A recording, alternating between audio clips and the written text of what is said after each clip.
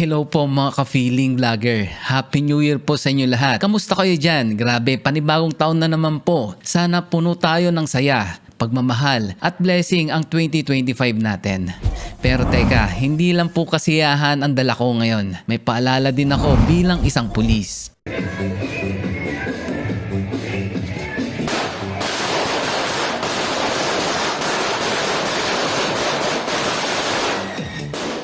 Mga ka-feeling, gusto ko lang kayong paalalahanan na mag-iingat sa paputok. Huwag na po tayong maging pasaway ha. Mas okay na gumamit ng torotot o manood ng community fireworks display kaysa masabugan.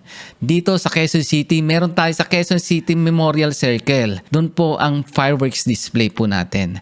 Tandaan, mas astig ang buong kamay kaysa masugatan. Para sa ating mga kababayan na may baril, hindi po solusyon ang pagpapaputok ng baril sa selebrasyon. Hindi po ito nakakadagdag ng kasiyahan, pagkakalalaki o pogi points o pagkaastig. Maaaring magdulot ng kapahamakan sa iba. Tandaan, ang responsableng paggamit ng baril ay tanda ng pagiging disiplinado at may malasakit sa kapwa.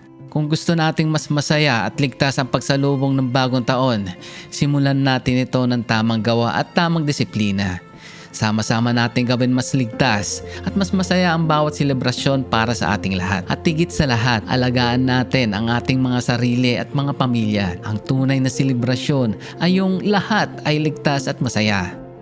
Ngayong bagong taon po, gusto ko rin kayong iwanan ng konting inspirasyon. Alam ko hindi lahat ng bagay naging madali nitong nakarang taon. Marami tayong mga hamon, marami tayong pagkakataong parang gusto na nating sumuko. Pero tandaan po natin, bawat bagong taon ay may bagong simula. Isang pagkakataon para bumangon po ulit. Magsimula muli at abutin ang mga pangarap natin. Kung may mga bagay tayong mga hindi nagawa noong 2024, ngayon 2025, ito na pagkakataon po natin. Huwag tayong matakot sumubok muli. Huwag tayo sumuko sa mga pangarap natin. Tandaan po natin ang tunay na tagumpay hindi lamang nasusukat sa bilis sa pag-abot ng ating mga pangarap, kundi sa lakas ng loob natin tumayo kahit ilang beses tayong nadapa. Sa bagong taon, piliin po natin na mas maging mabuting tao, mas matatag at mas determinado.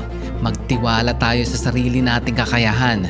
Walang imposible sa taong may dasal, tiyaga at sipag. Kaya natin to. Sama-sama tayong babangon at magtatagumpay sa 2025.